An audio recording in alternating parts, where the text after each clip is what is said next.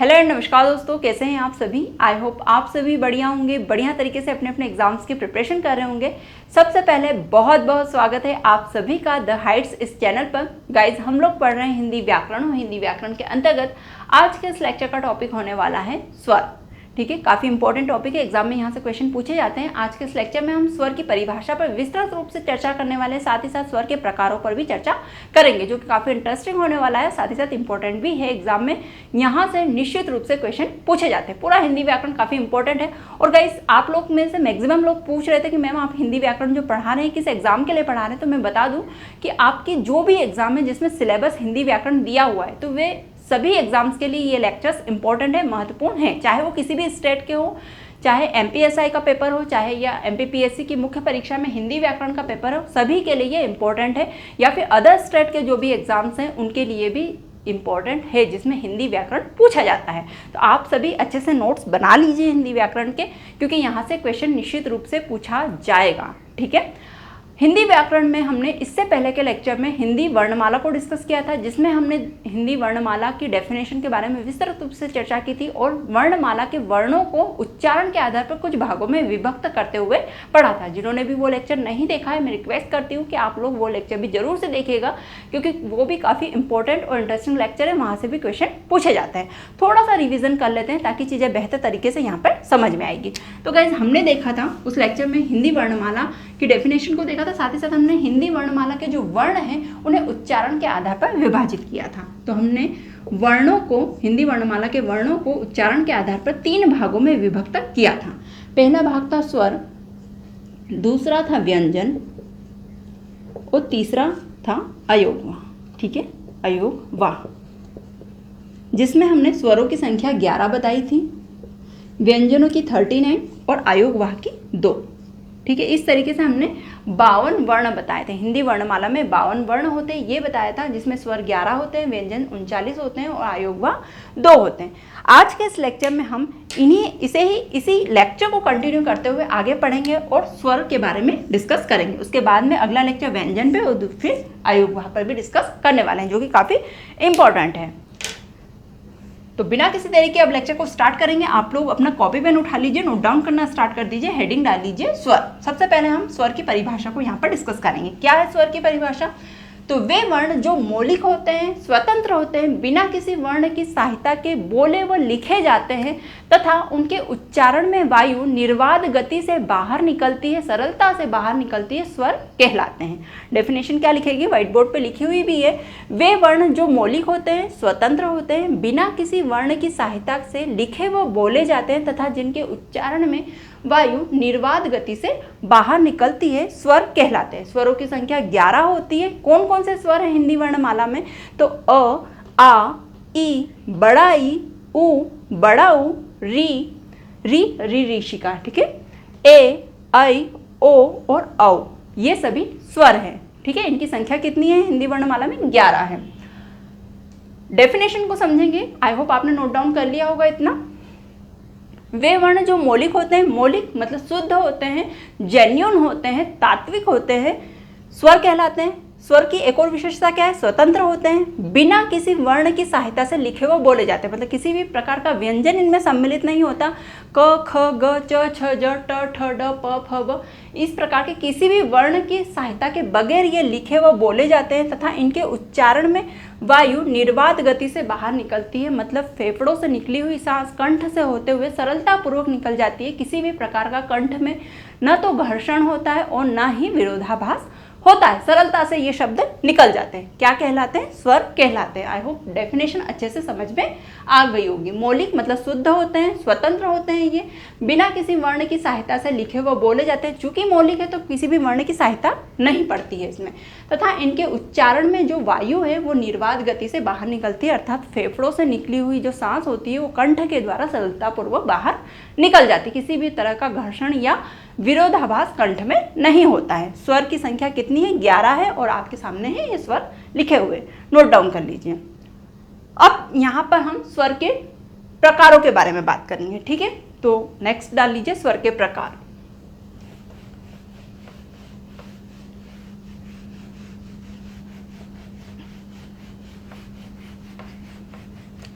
तो सामान्यतः तो आपको किताबों में स्वर के 3 प्रकार मिलेंगे, लेकिन आज हम यहाँ स्वर के 4 प्रकारों को देखेंगे।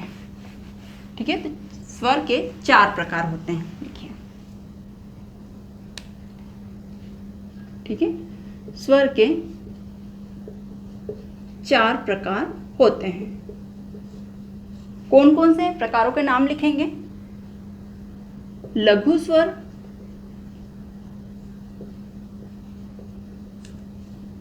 दूसरा है दीर्घ स्वर,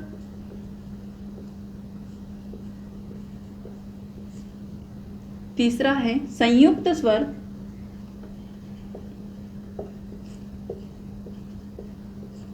और चौथा प्रकार है प्लुत स्वर। प्लुत स्वर।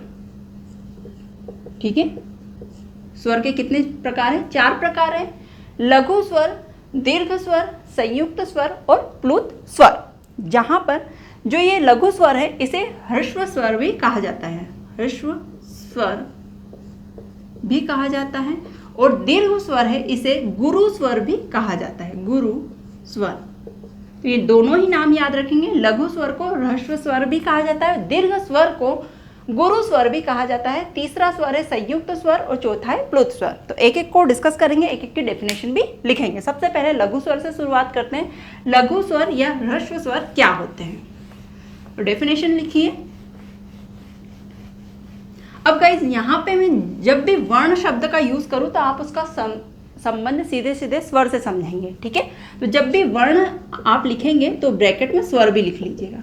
क्योंकि हम स्वर पढ़ रहे हैं तो यहाँ पे वर्ण, किन वर्णों की बात हो रही है? केवल उन्हीं वर्णों की बात हो रही है। हिंदी वर्णमाला के केवल उन्हीं वर्णों की बात हो रही है जो कि स्वर में सम्मिलित है। जो 11 स्वर हमने देखे, बस उन्हीं की चर्चा हो रही है। तो जहां पर भी मैं वर्ण शब्द का यूज करूं, आप स्वर से ही तात्पर्य निकालेंगे आज के इस लेक्चर में, क्योंकि हम स्वर पढ़ रहे हैं इसीलिए। ठीक है, तो ध्यान रखेंगे इस बात का। क, ख, ग, च, छ, ज, ट, ठ, ड, प, फ, व इनकी बात आज नहीं हो रही है। आज केवल 11 स्वरों की ही बात हो रही है हिंदी वर्णमाला के। तो सबसे पहले हेडिंग डाल लीजिए लघु स्वर।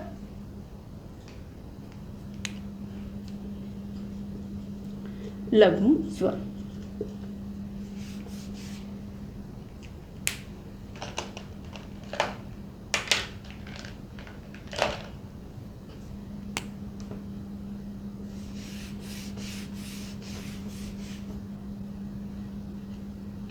लघु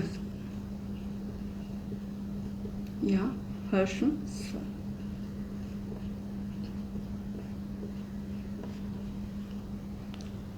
तो इनके बारे में लिखेंगे, वे वर्ण जिनका उच्चारण में सामान्य समय लगता है और इनके समय की गिनती 1 मानी जाती है, लघु स्वर कहलाते हैं। क्या लिखेंगे डेफिनेशन? डेफिनेशन लिखेंगे, इनके वे वर्ण जिनके उच्चारण में सामान्य समय लगता है, पूरा लिखेंगे आप लोग। मैं यहाँ केवल कुछ शब्द लिख रही हूँ, आप लोग पूरा लिखेंगे। वे वर्ण जिनके उच्चारण में सामान्य समय लगता है तथा उनके समय की गिनती 1 मानी जाती है। समय की गिनती क्या मानी जाती है? समय की गिनती 1 मानी जाती है तथा छंद शास्त्र में इसे लघु की मात्रा कहा जाता है। जब हम छंद पढ़ते हैं और जिनमें मात्राओं की गिनती होती है, जिन्होंने छंद थोड़ा बहुत भी पढ़ा होगा, तो हम हिंदी व्याकरण पढ़ा होगा, इसमें छंद ये टॉपिक पढ़ा होगा, तो आपने देखा होगा कि हम उसमें मात्राओं की गिनती करते हैं।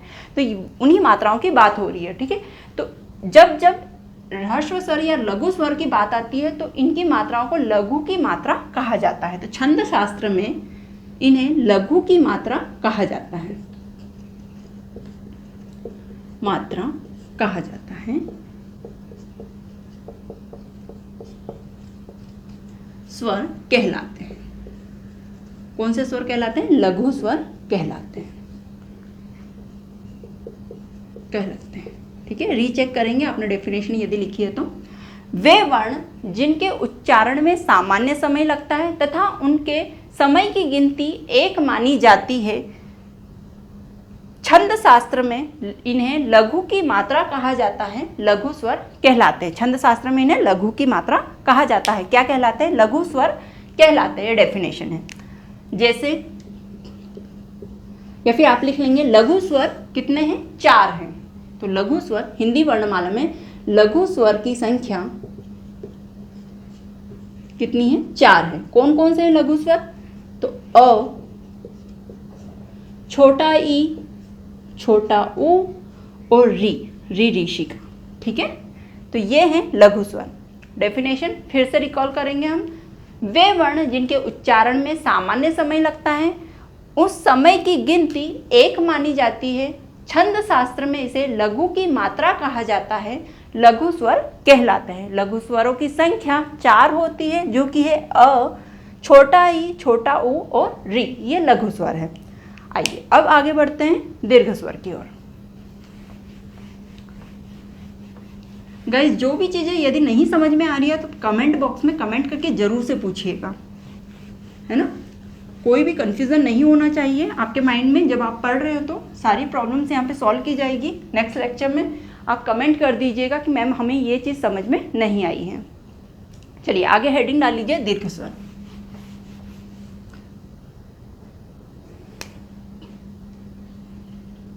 दीर्घ स्वर, जिसे कि गुरु स्वर भी कहा जाता है। गुरु स्वर, डेफिनेशन लिखेंगे इसकी। वे वर्ण जिनके उच्चारण में लघु स्वर की अपेक्षा 2 गुना समय लगता है। क्या लगता है? 2 गुना।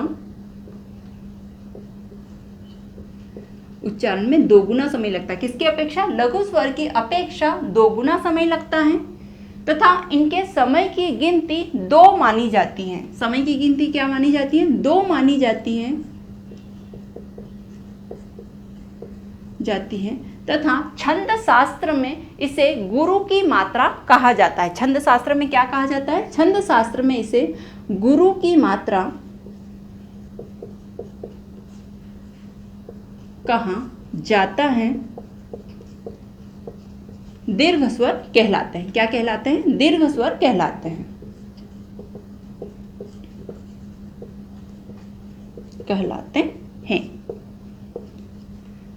हिंदी वर्णमाला में दीर्घ स्वरों की संख्या 3 मानी गई है। तो दीर्घ स्वर कितने हैं? 3 हैं। संख्या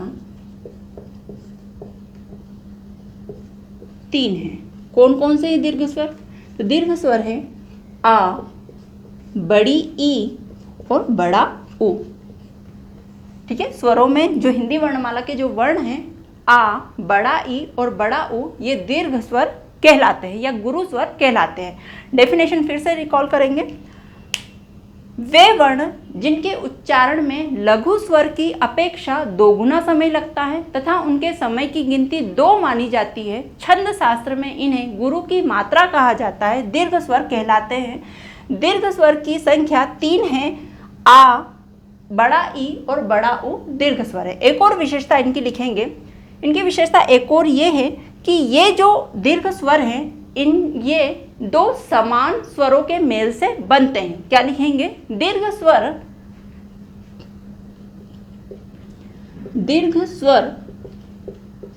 सदैव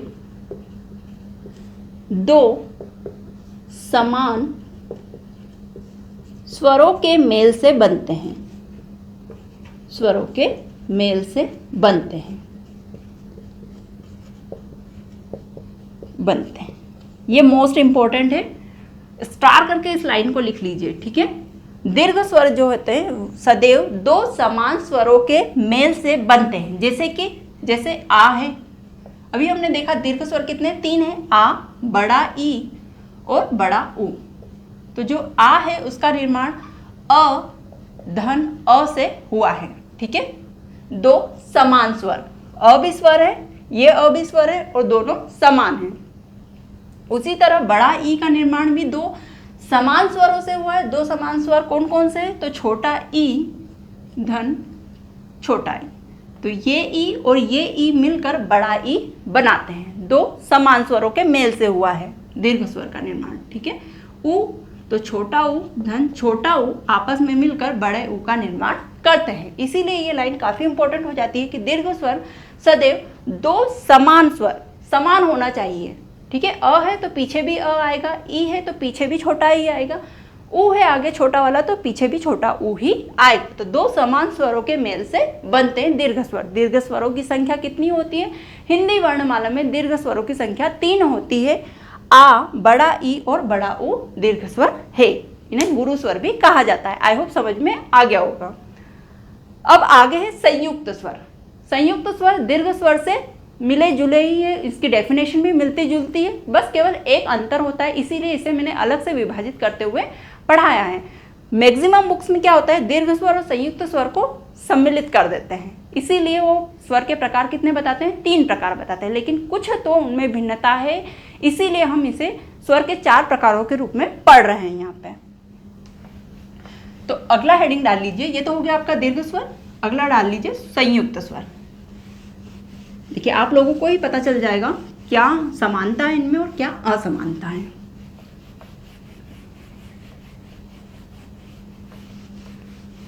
तो अगला प्रकार जो कि तीसरा प्रकार है संयुक्त स्वर।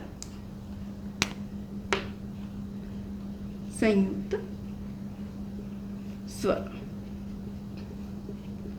संयुक्त स्वर के बारे में लिखेंगे वे वर्ण जिनके उच्चारण में लघु स्वर की अपेक्षा 2 गुना समय लगता है। इसके बारे में भी लिखेंगे, लघु स्वर की अपेक्षा कितना? 2 गुना समय लगता है। इनके उच्चारण के समय की गिनती 2 मानी जाती है, 2 मानी जाती है। तथा छंद शास्त्र में इसे गुरु की मात्रा कहा जाता है। ठीक है, दीर्घ स्वर के समान ही छंद शास्त्र में इन्हें भी गुरु की मात्रा ही कहा जाता है। तो क्या कहा जाता है छंद शास्त्र में? छंद शास्त्र में इन स्वरों को गुरु की मात्रा कहा जाता है, कहा जाता है। संयुक्त स्वर कहलाते हैं। ठीक है, संयुक्त स्वर कहलाते हैं। ऐसे वर्ण क्या कहलाते हैं? संयुक्त स्वर कहलाते हैं,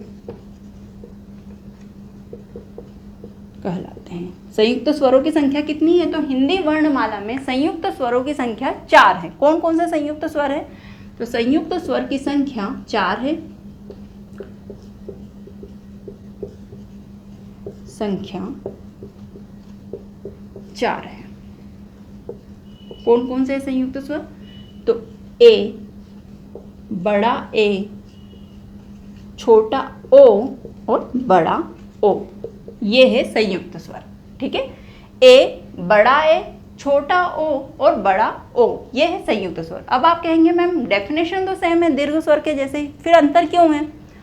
अंतर इसलिए है क्योंकि ये सारी चीजें तो सेम है दीर्घ स्वर के समान, कि लघु स्वर के उच्चारण की अपेक्षा इनमें 2 गुना समय लगता है, समय की गिनती 2 मानी जाती है, छंद शास्त्र में गुरु की मात्रा कहा जाता है, संयुक्त स्वर कहलाते हैं ऐसे वर्ण। संयुक्त स्वर की संख्या 4 है, ए, ऐ, ओ, औ।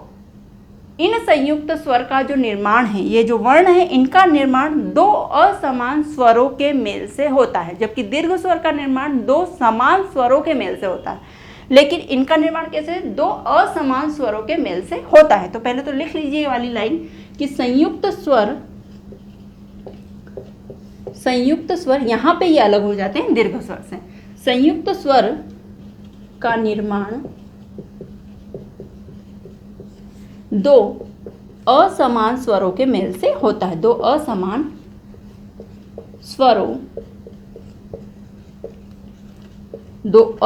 स्वरों के मेल से होता है। ठीक है, जबकि जो दीर्घ स्वर थे उनका निर्माण कैसा होता था? दीर्घ स्वरों का निर्माण 2 समान स्वरों के मेल से होता है, जबकि यहाँ पे 2 असमान स्वरों के मेल से संयुक्त स्वर का निर्माण होता है। देख लेते हैं हम, जैसे कि संयुक्त स्वर कौन कौन से? ए है, छोटा ओ है, बड़ा ओ है। तो यहाँ ए का निर्माण कैसे हुआ है? अ, धन, ई से मिलाकर ए का निर्माण हुआ है। ठीक है, 2 असमान स्वर हो गए, अ एक अलग स्वर है, ई एक अलग स्वर है, इनके मेल से ए का निर्माण हुआ है ना। 2 असमान स्वरों के मेल से संयुक्त स्वर का निर्माण होता है। इसका निर्माण बड़े वाले ए का निर्माण, तो अ, धन, ये वाले छोटे वाले ए से मिलकर बड़े वाले ए का निर्माण होता है। दोनों अलग अलग स्वर है, दो असमान स्वरों के मेल से संयुक्त स्वर का निर्माण होता है।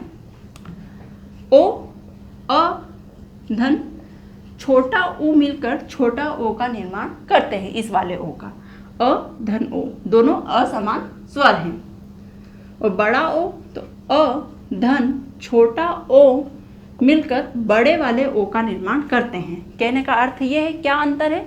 दीर्घ स्वर और संयुक्त स्वर में केवल एक ही अंतर है। दीर्घ स्वर में जो स्वर थे उनका निर्माण दो समान स्वरों के मेल से होता था, जबकि संयुक्त स्वर जो है, संयुक्त स्वरों का निर्माण दो असमान स्वरों के मेल से होता है। यही अंतर है, बाकी सारी चीज़ें इनमें सेम है, इसीलिए हम यहाँ पे अलग करते हुए इन्हें पढ़ रहे हैं। लेकिन मैक्सिमम जो बुकें हैं उनमें क्या होता है, दीर्घ स्वर और संयुक्त स्वर को साथ में ही पढ़ा जाता है, इसीलिए वे 3 भाग बताते हैं स्वर के। लेकिन आप क्या नोट डाउन करेंगे, स्वर के 4 भाग होते हैं, लघु स्वर, दीर्घ स्वर, संयुक्त स्वर और प्लुत स्वर। तो ये हो गई संयुक्त स्वर की डेफिनेशन। आई होप आपको चीज़ें अच्छे तरीके से समझ में आ गई होगी। आगे चलते हैं, आगे बढ़ते हैं प्लुत स्वर की ओर, जो कि अंतिम प्रकार है स्वरों का।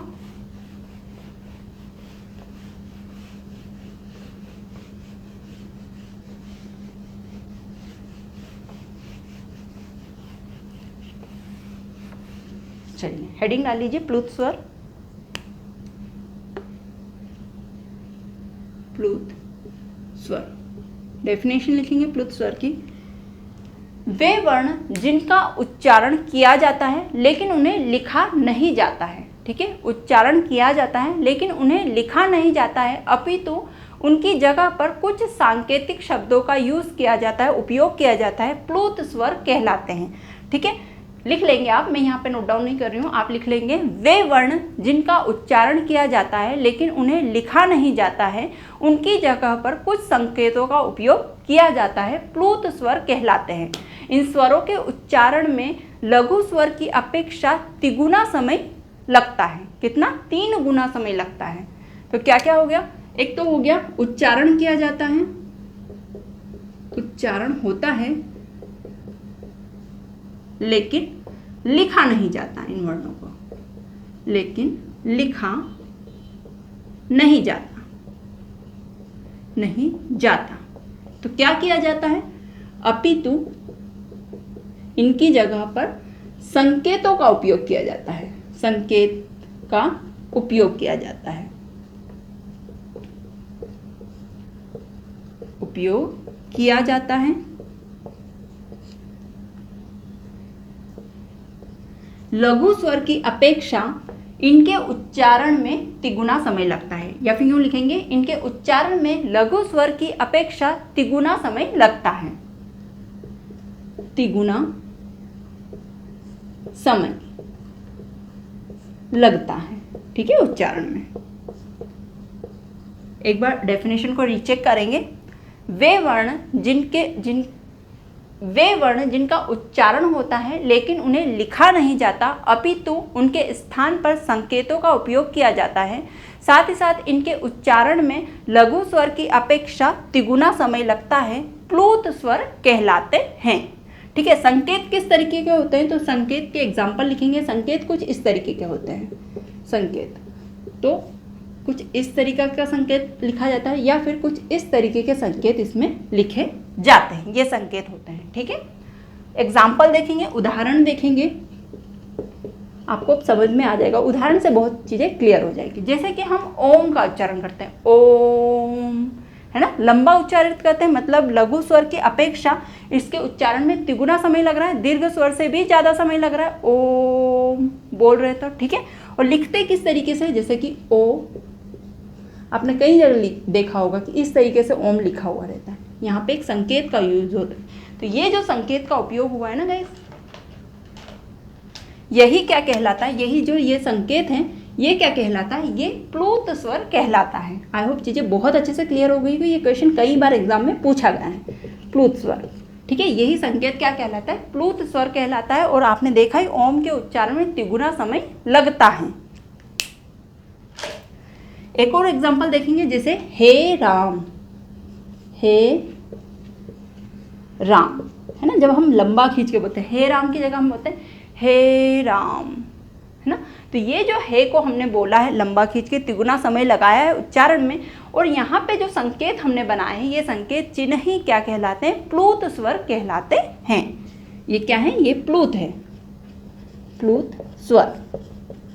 और चूंकि हम इसे रेंग खींच के बोल रहे हैं, उच्चारण लंबा बोल रहे हैं, तो तिगुना समय लग रहा है। इसी से समझ में आ रहा है कि ये क्या है, प्लूत स्वर है, क्योंकि इसकी विशेषता है प्लूत स्वर की कि लघु स्वर की अपेक्षा उच्चारण में इसे तिगुना समय लगता है। ये प्लूत स्वर कहलाते हैं।